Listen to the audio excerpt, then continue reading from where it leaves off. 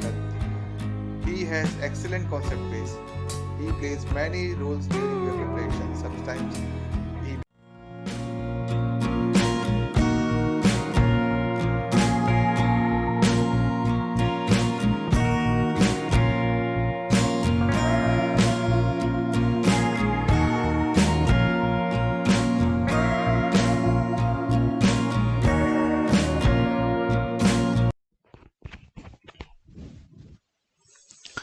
चलिए write down a vapor compression refrigerator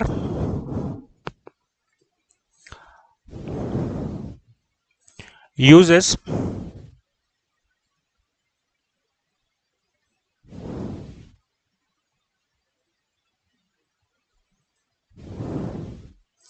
methyl chloride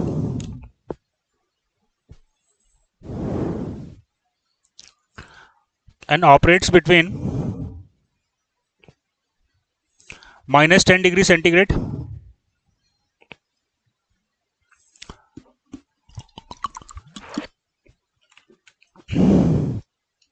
and 45 degrees centigrade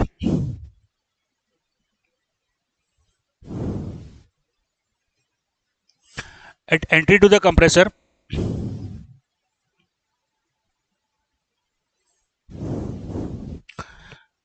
The refrigerant is dry saturated.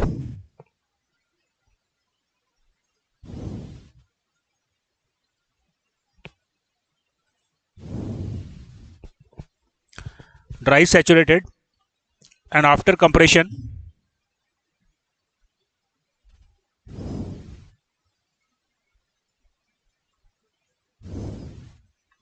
it acquires a temperature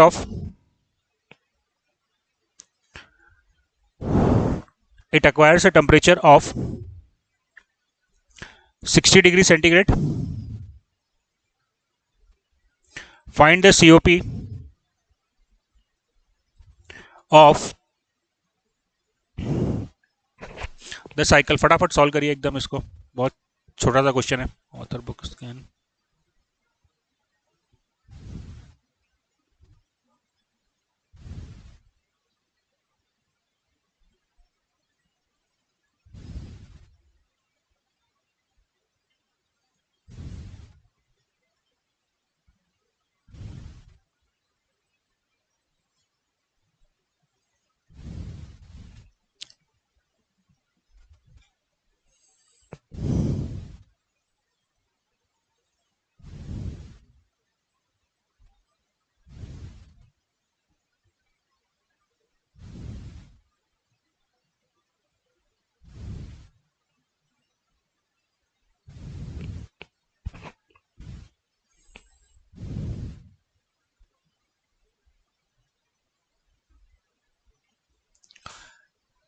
eight 8.34 आ रहा है. Very good.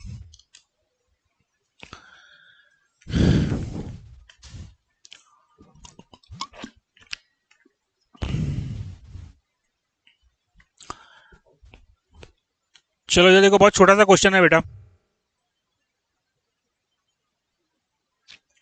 इधर देखो. चलो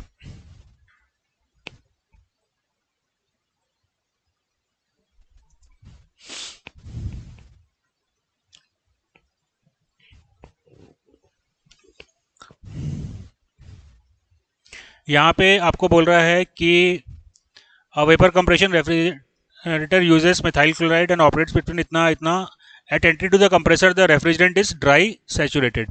entry पे दिखा है dry saturated and after compression इसका टेम्परेचर जो है वो मेरे को मालूम है, that is equal to 60 degree centigrade. Right. तो इसका अपन पहले पीएच डायग्राम बना लेते हैं.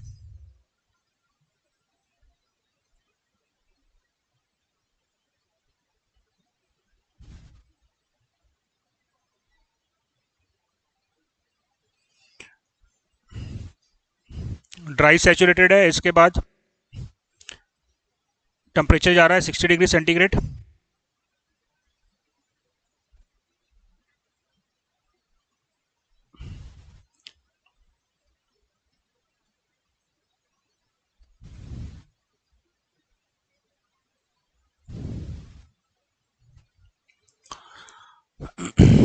चलिए एंथैल्पी एट पॉइंट 1,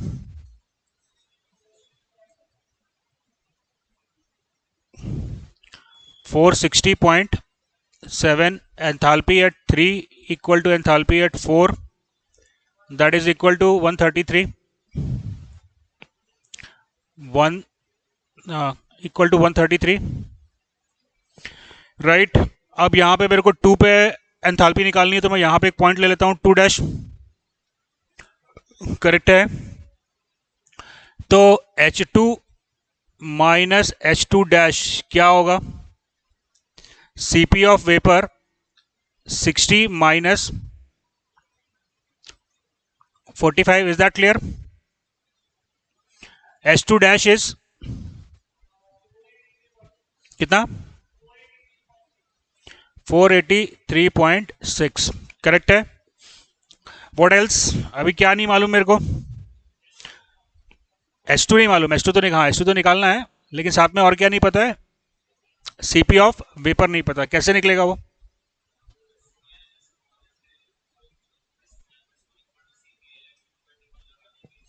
यहां पे मैं एंट्रोपी निकाल सकता हूं, S2 would be equal to S1, right, S2 equal to S1, और S1 है आपका -10 पे 1.637, 1.637, इज इट क्लियर। अब मैं लिख सकता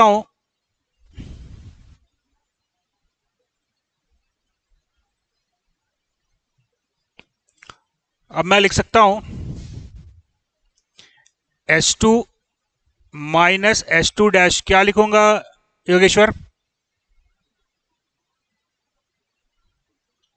CP of vapour ln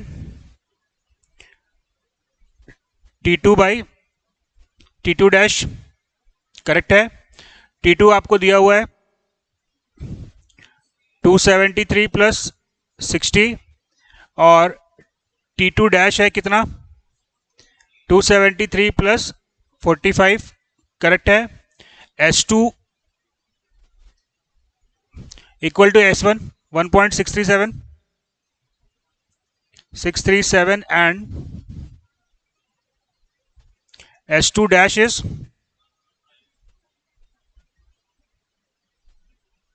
45 degree पे 1.587, करेक्ट है। तो अभी अननोन या इस इक्वेशन में क्या बचा, तो by solving this equation I will get the value of CP of vapour, कितना है 1.8 किलो जूल पर केजी केल्विन, राइट। तो यहां से अब आप S2 को कैलकुलेट कर सकते हो, CP ऑफ वेपर आपको मालूम चल गया 1.0 कितना आया था 1.08, तो यहां से आपको H2 की वैल्यू मिल गई, कितना आ गया H2, 499.8, करेक्ट है। तो अभी आपको COP निकालना था, बहुत सिंपल क्वेश्चन हो गया। क्या बन जाएगा योगेश्वर COP का फॉर्मूला, हाँ हाँ, तो क्या है रेफ्रिजरेशन इफेक्ट बताओ यहाँ पे, H1 minus H4 divided by H2 minus H1, तो H1 आप निकाल चुके हो, H2 आप निकाल चुके हो, H4 आप निकाल चुके हो, COP यहाँ से आपका आ जाएगा, कितना आता है 8.38, इज दैट क्लियर, बन गया ये सवाल।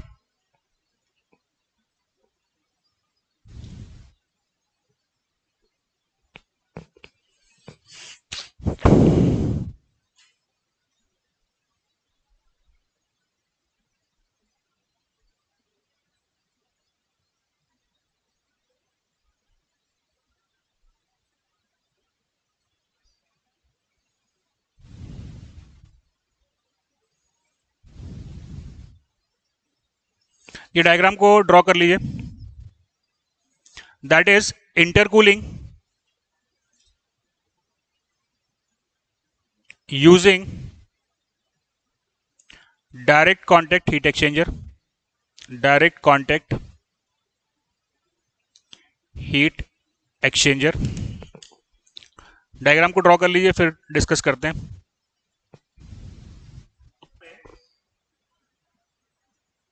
ये सैचुरेटेड होगा, ये सुपरहीटेड होगा। तो अभी अपन डायग्राम को थोड़ा सिंपल रखने के लिए सैचुरेटेड ले लेते हैं इसको। ये आया पॉइंट 1, ठीक है। पॉइंट 1 के बाद ये कहाँ जा रहा है, कंप्रेसर में जा रहा है, और यहाँ पे 2 कंप्रेसर लगे हुए हैं, राइट। सीधा ये P1 से उठ के P2 तक नहीं पहुंचेगा, P1 से उठ के कहाँ जाएगा, PI तक इंटरमीडिएट प्रेशर तक जाएगा। तो ये गया इंटरमीडिएट प्रेशर तक, ये मेरे को मिल गया पॉइंट, ठीक है। अब जरा देखो पॉइंट 3 कहाँ मिल रहा है मेरे को। पॉइंट 2 से निकल के ये जा रहा है एक चैम्बर में, राइट। ये गया एक चैम्बर में, और कंडेंसर से होते हुए, एक्सपांशन बॉल से होते हुए, जो कंडेंसेट था वो भी इस चैम्बर में आ रहा है। इस चैम्बर में प्रेशर क्या है, इस चैम्बर में जो प्रेशर है वो PI है। Is that clear. और इस चैम्बर में है क्या, इस चैम्बर में है लिक्विड और वेपर का मिक्सचर। Is that clear. अगर लिक्विड और वेपर का मिक्सचर है तो लिक्विड की एंथैल्पी कितनी होगी,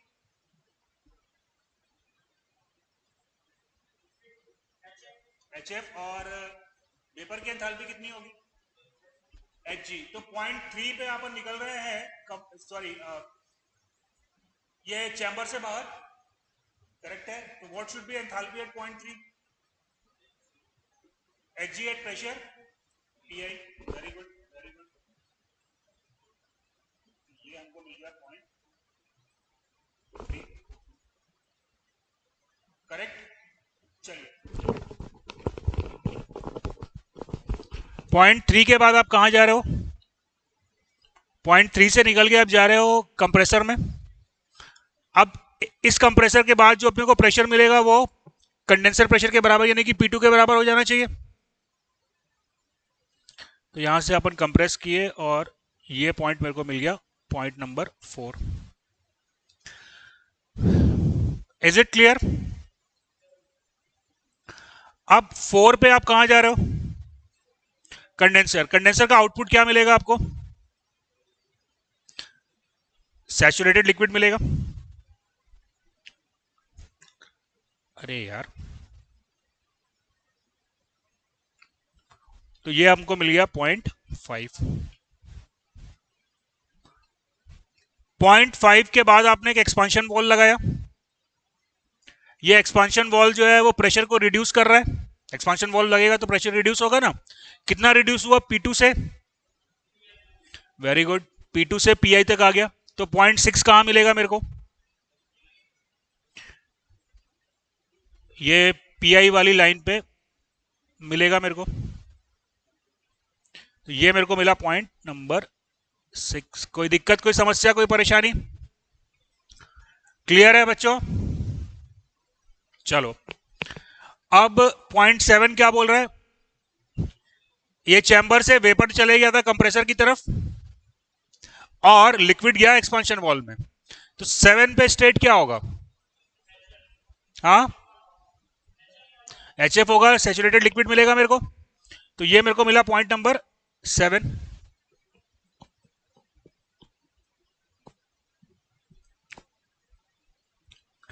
अब 7 पे आप कहां एंटर कर रहे हो, एक्सपांशन वॉल में। अब ये एक्सपांशन वॉल क्या करेगा, प्रेशर को रिड्यूस करेगा। कहां से कहां तक लेकर आएगा, PI से P1 तक, वेरी गुड। तो ये अपना आ गया।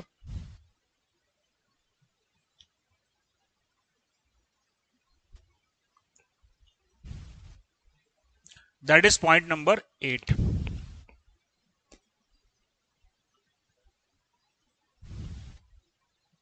बन गया बच्चों सवाल, नहीं बना, नहीं बना, अभी थोड़ा सा कैलकुलेशन और बचा है। इसमें देखो आपकी एक साइकिल बन रही है, एक साइकिल आपकी बन रही है 8 1 2 7। इधर देखो, दो साइकिल यहां पे बन रही है। एक बन रहा है 7 8 7 8 1 2 1 2 से होते हुए वापस 7 और 8। और दूसरी साइकिल बन रही है 6 3 4 5 6, राइट। तो यहां पे दो इंडिपेंडेंट साइकिल्स बन रही हैं, ये दोनों साइकिल आपस में कनेक्टेड नहीं है। तो उसकी वजह से यहां पे समस्या क्या होगा कि मास फ्लो रेट जो ये साइकिल मेरे को 78127 में मिलेगा, और मास फ्लो रेट जो साइकिल मेरे को 34563 में मिलेगा, दोनों मास फ्लो रेट सेम नहीं होगा। Are you getting the point? तो यहां पे हमको दो साइकिल में दो अलग अलग मास फ्लो रेट मिलेंगे। लोअर साइकिल का मास फ्लो रेट यहां पे M2 लिखा हुआ है, करेक्ट है। तो इस डायग्राम में मैं M2 कहां लिखूं?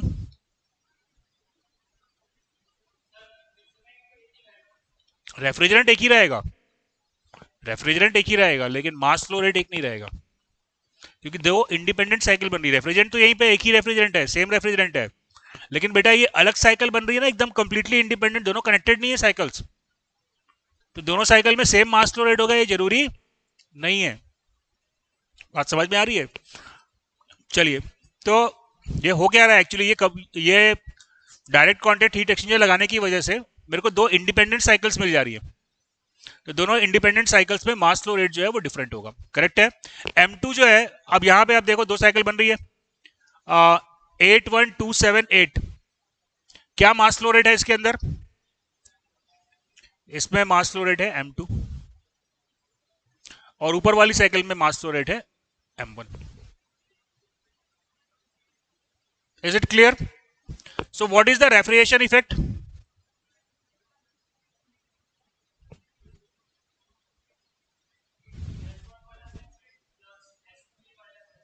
क्या क्या क्या क्या? H3 माइनस H6, ये प्रोसेस कहां हो रही है? H3 minus H6। और बेटा दूसरी चीज कि जहां एंट्रोपी बढ़ती है रेफ्रिजरेशन इफेक्ट वहां मिलता है, करेक्ट है। ये 3 से 6 की प्रोसेस हो कहां रही है? 3 पॉइंट यहां पे है और 6 पॉइंट यहां पे है, तो 3 से 6 की प्रोसेस को एक डिवाइस में तो हो नहीं रही। Is it clear? तो रेफ्रिजरेशन इफेक्ट क्या मिलेगा? रेफ्रिजरेशन इफेक्ट मेरे को जहां पे एंट्रोपी बढ़ती है, अगर अपन टीएस डायग्राम में देखें तो वो मेरे को 8 से 1 दिखाई देगा। तो रेफ्रिजरेशन इफेक्ट जो मेरे को मिलेगा दैट इज M2 क्या? H1 minus H8, that is the refrigeration effect. Clear?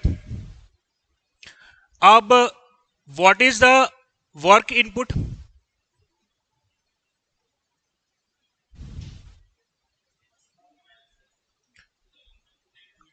M2 into H2 minus H1 plus, very good, M1 H4 minus H3, very good.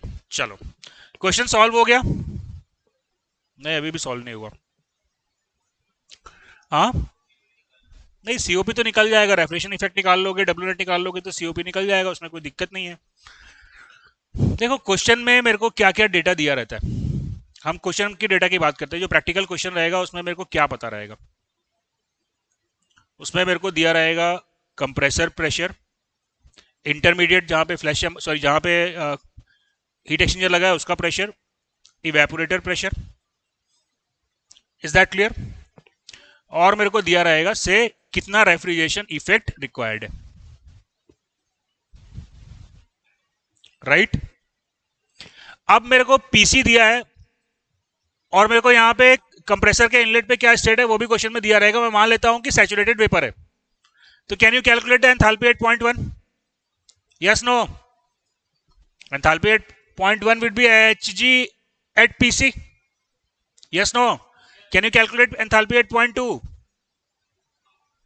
S2 equal to S1, और pressure मेरे को मालूम है तो point 2 पे enthalpy निकल जाएगी, पॉइंट 3 पे enthalpy, that is Hg at Pi। Point 4 पे मैं S4 और S3 को इक्वेट करके एंथैल्पी निकाल लूंगा। Is that clear? H5 HF that is equal to H6, H7 equal to HF that is equal to H8। Clear है ये? तो क्वेश्चन को सॉल्व करने के लिए मेरे को सारे पॉइंट्स पे एंथैल्पी चाहिए थी, तो वो गिवन डेटा से सारे पॉइंट पे एंथैल्पी निकल गई, राइट? क्या सारे पॉइंट से एंथैल्पी निकालने के बाद मैं क्वेश्चन को सॉल्व कर पाऊंगा क्या? सारे पॉइंट पे एंथैल्पी निकल गई, क्या आप क्वेश्चन सॉल्व हो जाएगा? Yes no? नहीं होगा। क्यों नहीं होगा? क्योंकि अभी मेरे को M1 और M2 मालूम नहीं है। Is that clear? तो बच्चों इसका मतलब है कि अभी क्वेश्चन सॉल्व नहीं हुआ है। तो अब कैसे निकालोगे बेटा M1 और M2?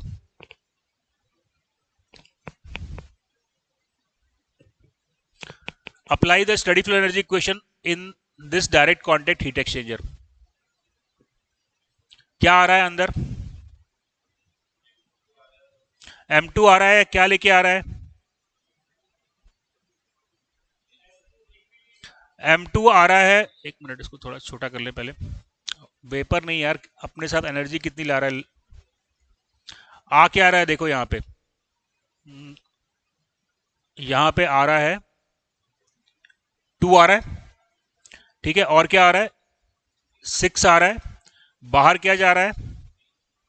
बाहर क्या जा रहा है? 3, और बाहर क्या जा रहा है? 7। करेक्ट है। तो सिंपल इक्वेशन बन गया। क्या हुआ? M2 H2 plus M1 H6 is equals to what? M1 H3 plus M2 H7। Very good. Is that clear? क्या अब प्रॉब्लम सॉल्व हो गई? क्यों नहीं हुई? क्योंकि दो अननोन है और मेरे हाथ में एक ही इक्वेशन है। तो अब कैसे प्रॉब्लम सॉल्व होगी? प्रॉब्लम ऐसे सॉल्व होगी कि अगर मैं रेफ्रिजरेटर यूज कर रहा हूं तो मेरे को सर्टेन रेफ्रिजरेशन इफेक्ट चाहिए होगा। तो मैंने आपको क्वेश्चन में बताया कि रेफ्रिजरेशन इफेक्ट जो है वो मेरे को गिवन है। अब बताओ कैसे सॉल्व होगा? अब हाँ, रेफ्रिजरेशन इफेक्ट क्या हो जाएगा? रेफ्रिजरेशन इफेक्ट हो गया M2 H1 minus H8, H1 minus H8। तो यहां से मैं क्या निकाल लूंगा? M2 कैलकुलेट कर लूंगा, और यहां से जब M2 कैलकुलेट कर लिया तो using this equation I will find out the value of M1। Clear हुआ ये बात बच्चों? क्या क्या क्या क्या नहीं निकला? अरे बाबा, जब तू यूज कर रहा है रेफ्रिजरेशन प्लांट तो रेफ्रिजरेशन इफेक्ट कितना चाहिए वो तेरे को मालूम है ना? ये मेरे को गिवन है ना, क्या चीजें मेरे को दी थी? पीसी, पीआई, पी और रेफ्रिजरेशन इफेक्ट। तो रेफ्रिजरेशन इफेक्ट मेरे को मालूम है, वहां से मैंने क्या किया? M2 निकाल लिया और फिर SFE लगा के मैंने M1 को कैलकुलेट किया। Is that clear? Refrigeration effect is given to you. कितना रेफ्रिजरेशन इफेक्ट चाहिए वो तो मेरे को क्वेश्चन में दिया होगा, उसके अकॉर्डिंगली मैं M2 को कैलकुलेट करूंगा और फिर M1 आ जाएगा।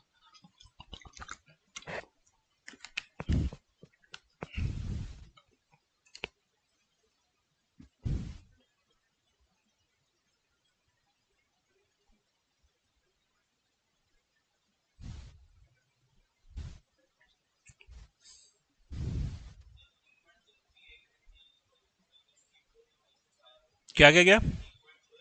कौन सा पॉइंट? 3 पॉइंट? क्या 3 पॉइंट में क्या हो गया बोलो? कैसे सुपरहीटेड रीजन में चालू होगा? इस डिब्बे में क्या है? लिक्विड प्लस वेपर है ना, तो उसका मतलब क्या होता है मेरे भाई? सुपरहीटेड कब होगा? सुपरहीटेड कब होगा? जब यहां पे लिक्विड 0 हो जाएगा। करेक्ट है ना? अभी तो लिक्विड है ना यहाँ पे, तो definitely it will be saturated, right? ये लिक्विड सबकूल्ड कब होगा? जब ऊपर से वेपर गायब हो जाएगा। करेक्ट है? तो जब लिक्विड और वेपर का मिक्सचर है तो लिक्विड सैचुरेटेड लिक्विड है और वेपर जो है वो सैचुरेटेड वेपर है, राइट?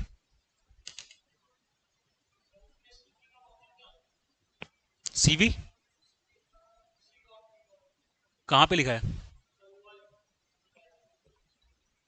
कहां पे बोल रहा हूँ?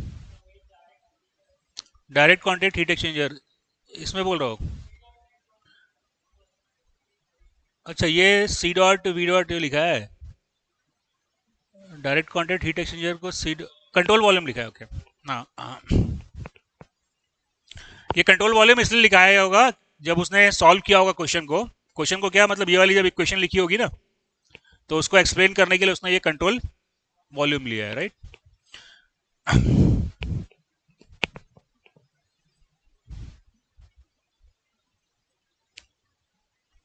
चलो let's draw this diagram.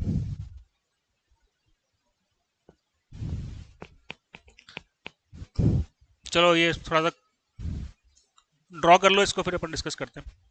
That is vapour absorption refrigeration system, VAR, vapour absorption refrigeration system.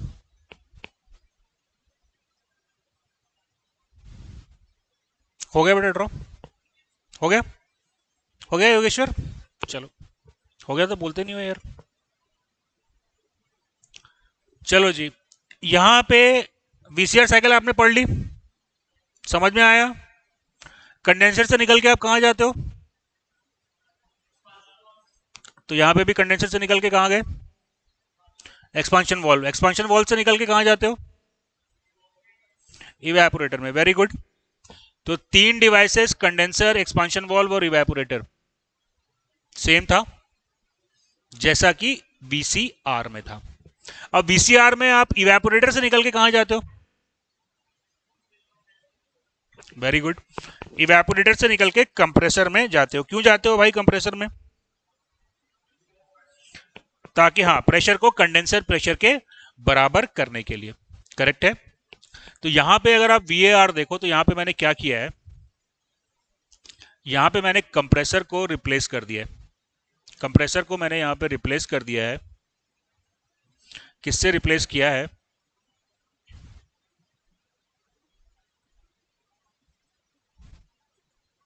Compressor को मैंने रिप्लेस किया है इन चीजों से। देखो बाकी सब कंडेंसर, एक्सपांशन वाल्व और इवेपोरेटर इज सेम। करेक्ट है। लेकिन कंप्रेसर की जगह मैंने लगा दिया है एक एब्जॉर्बर और एक जनरेटर, राइट। कंप्रेसर क्या करता था? कंप्रेस करके, यानी कि मैकेनिकल वर्क करके प्रेशर को कंप्रेसर प्रेशर तक बढ़ाता था। कंप्रेसर कौन से सब्सटेंस को डील करता था? किस स्टेट में होता था सब्सटेंस? वेपर। वेपर को कंप्रेस करने में ज्यादा पावर लगेगी या लिक्विड को? डेफिनेटली वेपर को बच्चा, वेपर को। वेपर के कंप्रेशन में ज्यादा पावर लगेगी एज कंपेयर टू लिक्विड के। लिक्विड में हमने जब रैंकाइन साइकिल पढ़ी थी तो देखा था कि पंप वर्क जो था वो निग्लिजिबल था। तो यहां पे हम क्या कर रहे हैं कि जब हम कंप्रेसर को रिप्लेस कर रहे हैं, अब देखो क्या हो रहा है कहानी। कंडेंसर में क्या एंटर होता है? वेपर। वेपर कंडेंसर में लिक्विड फॉर्म में आता है, फिर एक्सपांशन वॉल्व में जाता है। इवेपोरेटर में वेपर प्रेजेंट गया, सॉरी इवेपोरेटर में लिक्विड गया, लिक्विड जो है वो वेपर बन के बाहर निकल गया, वेपर बन के बाहर निकल गया। अब अपना काम क्या था कि ये वेपर को वापस लिक्विड में कन्वर्ट करना है। करेक्ट है। तो यहां पे मैंने क्या किया, देखो ये अमोनिया वेपर को मैंने भेजा एक एब्जॉर्बर में, राइट। यहां पे अमोनिया वेपर को मैंने भेजा एक एब्जॉर्बर में। तो एब्जॉर्बर में एक सॉल्यूटेंट है, एक सॉल्यूटेंट है जो कि अमोनिया वेपर को एब्जॉर्ब कर लेगा। अब अमोनिया वेपर एब्जॉर्ब हो गया तो क्या हुआ? वो किस स्टेट में आ गया? हाँ, यहां पे एब्जॉर्बर में हमको एक स्ट्रॉन्ग सॉल्यूशन मिला अमोनिया का। जब अमोनिया वेपर से लिक्विड स्टेट में आएगा तो यहां पे क्या होगा? हीट का रिजेक्शन होगा। करेक्ट है। अभी आपके पास में क्या अवेलेबल है? Strong solution of absorber and ammonia. Correct है। किस स्टेट में है वो? तो लिक्विड स्टेट में मेरे को अगर प्रेशर को राइज करना है तो मैं क्या करूंगा? एक पंप का इस्तेमाल कर लूंगा। पंप बहुत कम पावर लेता है एज कंपेयर टू कंप्रेसर के, तो यहां मैंने एक पंप लगा दिया। अब ये पंप क्या किया? प्रेशर को इवेपोरेटर प्रेशर से ले जाके कंडेंसर प्रेशर तक ले गया। ठीक है। लेकिन अभी कंडेंसर में गया नहीं है, अभी कहां गया है? ये एब्जॉर्बर में। कौन पहुंचा है एब्जॉर्बर में? स्ट्रॉन्ग सॉल्यूशन पहुंचा है एब्जॉर्बर में। अब इस एब्जॉर्बर में आप करोगे हीट सप्लाई। जब आप हीट सप्लाई करोगे तो क्या होगा कि जो अमोनिया इसमें एब्जॉर्ब थी वो अब इवेपोरेट हो जाएगी। यानी कि आपको क्या मिल गया, अब यहां पे हीट सप्लाई करने के बाद यहां पे आपको मिल गया अमोनिया वेपर, जो आप भेज दोगे वापस कंडेंसर में। ठीक है, फिर से एक बार देखते हैं। अमोनिया वेपर गया, वहां पे हमने एक एब्जॉर्बेंट रखा था, उसने क्या किया, अमोनिया वेपर को एब्जॉर्ब कर लिया। अमोनिया कौन से स्टेट में आ गया, लिक्विड में, तो क्या करेगा, हीट रिजेक्ट करेगा। वेपर से जब लिक्विड में आएगा तो हीट रिजेक्ट करेगा। और आपके पास यहां पे क्या मिला, स्ट्रॉन्ग सॉल्यूशन। किस स्टेट में है, लिक्विड स्टेट में। तो आपने क्या किया, इस लिक्विड को आपने एक जनरेटर में भेजा। अब जनरेटर में जब ये लिक्विड जाएगा जिसमें कि अमोनिया एब्जॉर्ब है, यहां पे मैं क्या करूंगा, हीट सप्लाई करूंगा। हीट सप्लाई करने से क्या होगा, सॉल्यूशन में जो अमोनिया वेपर था वो एब्जॉर्ब हो जाएगा और वो अमोनिया वेपर चला गया कंडेंसर में। Am I clear. अब हुआ क्या, जो यहां पे आपने स्ट्रॉन्ग सॉल्यूशन भेजा था उसमें से निकल गया अमोनिया, अमोनिया वेपर निकल गया। अब बचा क्या, वीक सॉल्यूशन। अब वो वीक सॉल्यूशन को मैं क्या करूंगा, वापस एब्जॉर्बर में भेजूंगा। ठीक है, वापस एब्जॉर्बर में भेजूंगा। तो एब्जॉर्बर में भेजने के लिए प्रेशर मेरे को रिड्यूस करना है, तो यहां पे मेरे को एक एक्सपांशन वॉल्व लगाना पड़ेगा। एक्सपांशन वॉल्व मतलब क्या होता है, कुछ नहीं होता है, एक पाइप होती है बस, है ना। तो एक पाइप से मैंने इसको नीचे भेज दिया। अच्छा, बीच में ये हीट एक्सचेंजर लगाया है मैंने, इसका फंक्शन बता सकते हो क्या।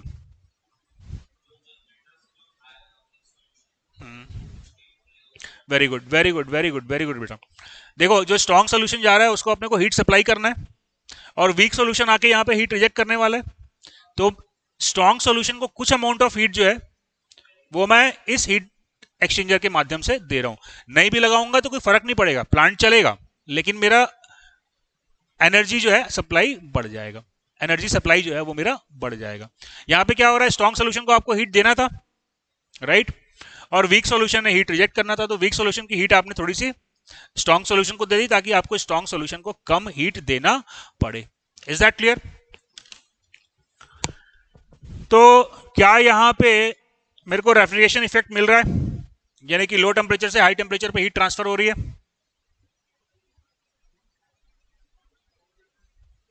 हो रही है, लेकिन यहां पे तो मैं कोई वर्क नहीं कर रहा, यहां पे तो मैं कोई वर्क कर ही नहीं रहा। पंप का वर्क निग्लिजिबल है, उसको आप छोड़ सकते हो। तो बिना वर्क किए रेफ्रिजरेशन इफेक्ट कैसे मिल रहा है,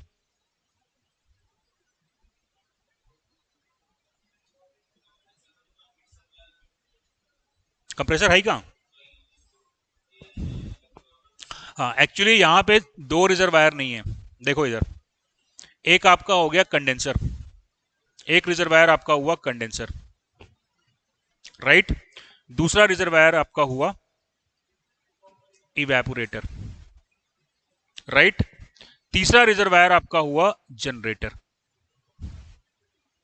टीजी। चौथा रिजर्वायर आपका हुआ एब्जॉर्वर, टीए। ठीक है बेटा, तो इसको आप थर्मोडायनामिकली समझना चाहते हो तो ऐसे समझ लो।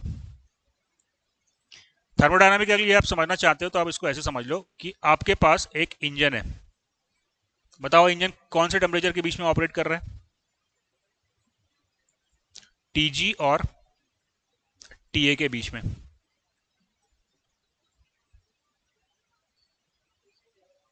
जनरेटर टेम्परेचर और एब्जॉर्बर टेम्परेचर, थर्मोडायनामिकली समझ रहे हैं अपन, है ना। अब ये जो वर्क दिया उसको आपने क्या किया, उस वर्क को आपने एक रेफ्रिजरेटर को दे दिया, and this refrigerator is operating between TE and TC. बात समझ में आई।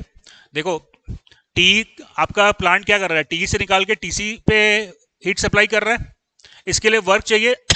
तो थर्मोडायनेमिकली वो वर्क कैसे आ रहा है, कैसे समझ सकते हैं, इसको हम समझ सकते हैं कि इंजन टीजी और टीए के बीच में ऑपरेट कर रहा है और ये जो वर्क प्रोड्यूस कर रहा है ये वर्क मैं फेड कर रहा हूं रेफ्रिजरेटर को। तो थर्मोडायनेमिक इक्विवेलेंस समझ में आ रहा है क्या हो रहा है यहां पे। अब यहां पे टोटल रिजर्वायर कितने हैं, are you sure, no. TG एक रिजर्वायर है, टीसी का टेम्परेचर क्या होगा, एम्बिएंट टेम्परेचर। कंडेंसर कहां लगा रहता है यार, रूम के बाहर लगा रहता है ना। तो कंडेंसर टेम्परेचर जो हुआ है एम्बियंट टेम्परेचर हुआ, राइट। टी ए में भी मैंने कुछ नहीं किया, इसको सीधा घर के बाहर ले आके लगा दिया है जहां पे कि हीट रिजेक्शन हुआ है। Is that clear? तो टी ए क्या हुआ, टी एब्जॉर्वर जो है उसका टेम्परेचर भी टी ए के बराबर ही होगा। एब्जॉर्बर का टेम्परेचर भी जो है वो एम्बियंट टेम्परेचर के बराबर ही होगा, करेक्ट है। तो अब आपके पास कितने रिजर्वायर बच गए? एक टेम्परेचर टीजी पे है, एक टीए पे है और एक टी पे है। क्लियर? तो अब इस डायग्राम को अपन और सिंप्लीफाई कर लेते हैं। अब मैं बोल रहा हूं कि मेरी एक डिवाइस 3 रिजर्वायर के साथ इंटरेक्ट कर रही है। कौन कौन से 3 रिजर्वायर? टीजी, टीए और टीई। टीसी नहीं है, टीसी जो है वो एम्बियंट टेम्परेचर है, यानी कि एब्जॉर्बर टेम्परेचर है, करेक्ट है। ये 3 टेम्परेचर के बीच में ऑपरेट कर रही है, टीजी, टीए और T. TA is ambient temperature, TA is T not and that is equal to TC, right. अब आप मेरे को ये बताओ कि कौन कौन से रिजर्वायर से हीट ली जा रही है और कौन कौन से रिजर्वायर को हीट दी जा रही है। हाँ,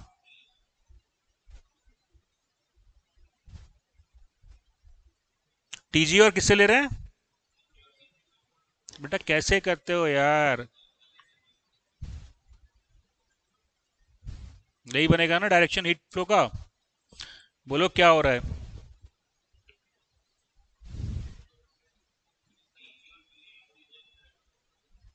बेटा टीजी से हीट ली गई क्यूजी, राइट। और टीए को देखो, टी टीए को ये रेफ्रिजरेटर भी हीट रिजेक्ट कर रहा है और ये हीट इंजन भी रिजेक्ट कर रहा है। तो यहां पे हीट गई क्यूए, तो टीए को हीट गई क्यूए, राइट। और क्यूई से क्या हो रहा है? क्यूई से अपन हीट ले रहे हैं, तो ये आ गया आपका क्यूई।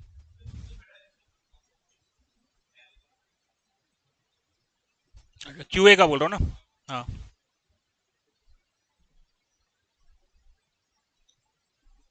क्यूए का ऊपर की तरफ होगा,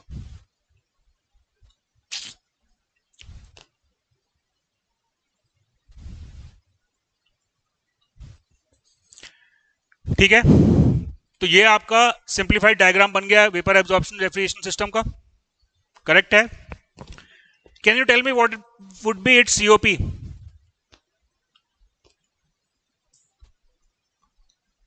इसका सीओपी क्या होगा?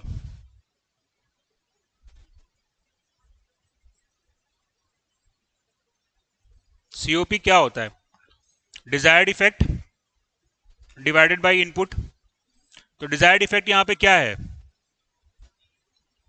काय के लिए पूरा प्लांट सब काम धाम कर रहे हो आप? रेफ्रिजरेशन के लिए। तो डिजायर्ड इफेक्ट क्या हो गया? जल्दी बोलो यार, काय के लिए कर रहे हो? सीओपी क्या मिलेगा? डिजायर्ड इफेक्ट यहां पे क्या मिला? Q E. और उसके लिए आपने अपनी जेब से क्या दिया? हाँ, डरते क्यों हो इतना, बोलो ना यार। क्यूजी दिया आपने, अपनी जेब से क्या दिया? जनरेटर में जाके आपने हीट सप्लाई किया, यही तो आपने अपनी जेब से दिया ना। और कहीं कुछ लगा क्या आपका? आपका जो खर्चा पानी लगा वो कहाँ लगा? जनरेटर में लगा, बाकी सब काम तो फ्री में हो रहा था। तो आपने दिया क्या? क्यूजी। और आपको मिला क्या? क्यूई, करेक्ट है। तो इसका सीओपी आप लोग फाइंड आउट करेंगे, maximum COP as the function of TA, TG and TE. TA, TG और टीई के टर्म्स में आपको इसका सीओपी निकालना है, घर से आप निकाल के लाएंगे। This point is clear everybody? चलिए,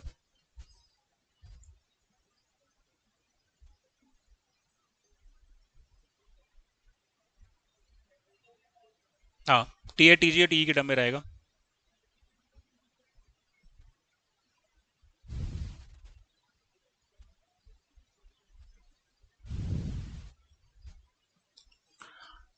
notation of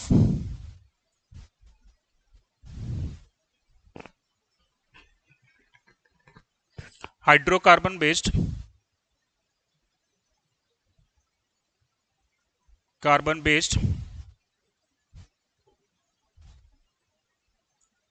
based refrigerants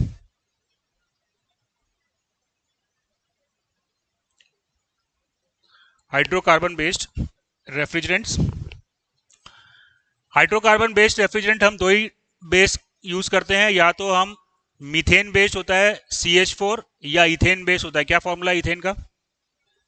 C2H6। Correct है। अब आपको जो रेफ्रिजरेंट बोलता है वो 3 डिजिट से रिप्रेजेंट होता है, RABC, राइट। अब जो रेफ्रिजरेंट होगा उसमें क्या क्या कंपोनेंट, क्या क्या एटम्स होंगे? किसके किसके एटम होंगे? कार्बन और हाइड्रोजन के एटम होंगे। लेकिन मैं क्या बोल रहा हूं, ये मीथेन और इथेन नहीं है, ये मीथेन और इथेन बेस्ड है, जहां पे हाइड्रोजन के एटम को हम रिप्लेस कर देते हैं। किससे रिप्लेस कर देते हैं? आइदर क्लोरीन के एटम से या फ्लोरीन के एटम से। करेक्ट है। तो अगर आपको कोई रेफ्रिजरेंट दिया हुआ है, सपोज मान लो आपको पता करना है R115, तो आपको क्या पता करना पड़ेगा? इसमें कितने हाइड्रोजन के एटम्स हैं, कितने कार्बन के एटम हैं, कितने फ्लोरीन के हैं और कितने हाइड्रोजन के हैं, राइट। चलो, तो सबसे पहले अपन देखते हैं number of carbon atoms. Number of carbon atoms equals to A-1,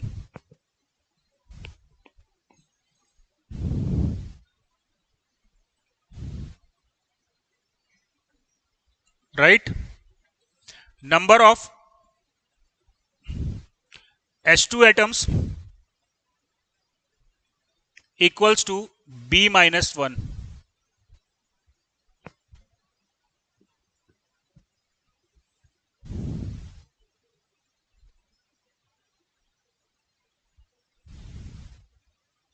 right. Number of fluorine atoms equals to C. ABC खत्म हो गया, क्लोरीन का एटम तो मिला ही नहीं मेरे को। मिला कि नहीं मिला? हाँ, मिल गया है बेटा, देखो ध्यान से देखो, मिल गया है। चलो आप ये वाला क्वेश्चन को सॉल्व करो। R115 करेक्ट है। मैंने क्या लिखा है यहाँ पे फॉर्मूला?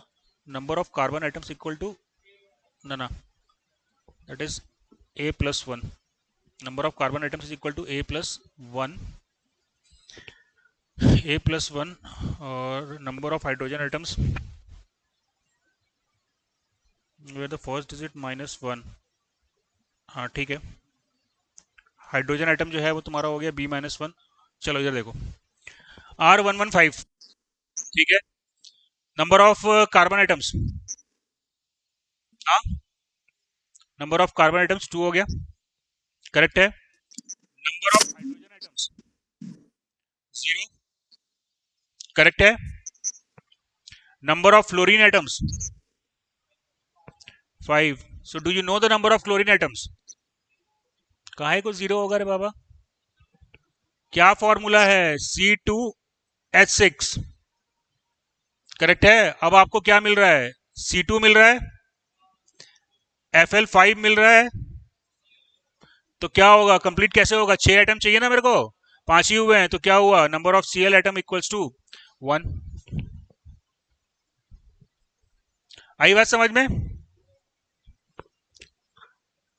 चलो, तो number of Cl atoms equal to remaining, जो बच गया वो नंबर ऑफ Cl एटम होगा।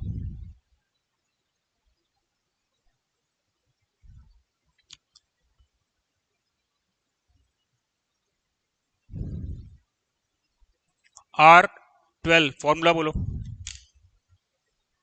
C2,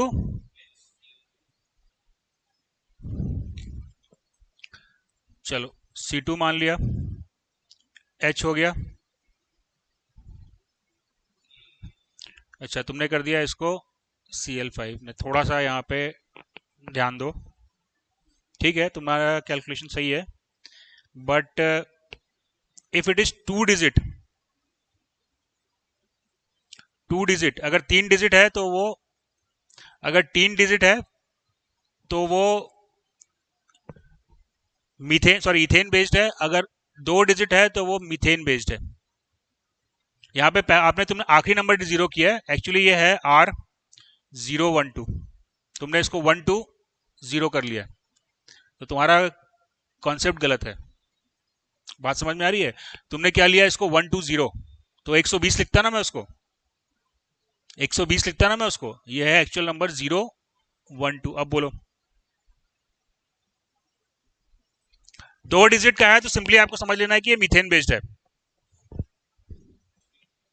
देखो ये मेरे को क्या मिल रहा है, R12 यानी कि 012 हो गया, तो नंबर ऑफ कार्बन एटम्स क्या हो गया, 0+1, राइट। तो ये मेरे को मिल गया 1 carbon atom, right. 1 carbon atom मतलब फॉर्मूला क्या बन गया, CH4। 1 कार्बन एटम मतलब CH4 फॉर्मूला बना। उसके बाद हाइड्रोजन एटम कितने हो गए, 1 - 1 = 0, राइट। अब फ्लोरीन एटम कितने हुए, फ्लोरीन एटम जो है वो C के बराबर है, तो 2 हो गया। तो फॉर्मूला था मेरा CH4, H कितना है, H4 नहीं है बेटा, H0 है, H0 है, हाँ H0 है। तो फॉर्मूला क्या बनेगा, Cl2Fl2, राइट।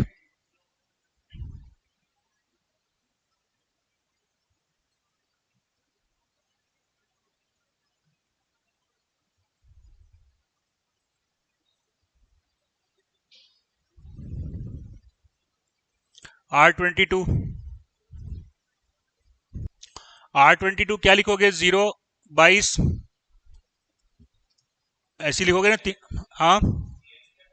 तो C हो गया यहाँ पे 1, H हो गया 1, Fl हो गया 2, तो क्या फॉर्मूला बन गया, CH4 से बनेगा इसका फॉर्मूला। तो CH4 से क्या फॉर्मूला बनेगा, CH ClFl2, right. R110,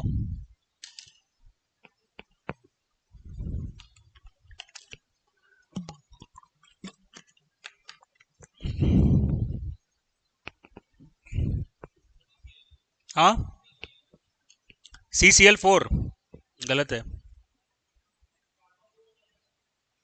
carbon 2 हो गया ना भैया, यहाँ पे 1 है ना, 1 लिखा है, A+1 होता है कार्बन एटम, तो कार्बन एटम कितने हो गए, 2, 2 हो गए, मतलब मेरे को फॉर्मूला मिल गया C2H6, करेक्ट है। C2H6 में नंबर ऑफ हाइड्रोजन एटम्स, हाँ number of hydrogen atoms 0, number of chlorine atoms 0, number of, sorry, number of fluorine atoms equal to 0, number of fluorine atoms equal to 0, तो chlorine atom कितने हो गए, 6, तो क्या formula बन गया, C2Cl6। R123, देखो 1 है तो नंबर ऑफ कार्बन एटम्स कितने हो गए, 2, मतलब फॉर्मूला क्या आ गया, C2H6। Is it clear, C आ गया 2, H कितना है 1, Fl 3, तो 1 और 3 4 हो गया, तो क्लोरीन कितना आ गया 2, तो फॉर्मूला क्या बन गया, CHCl2Fl3, हाँ सॉरी C2 होगा, C2H 6 हो गया ना, 1 3 और 6, ठीक है। चलिए ठीक है, कल से फिर अपन साइकोमेट्री स्टार्ट करेंगे, कल से साइकोमेट्री स्टार्ट करेंगे।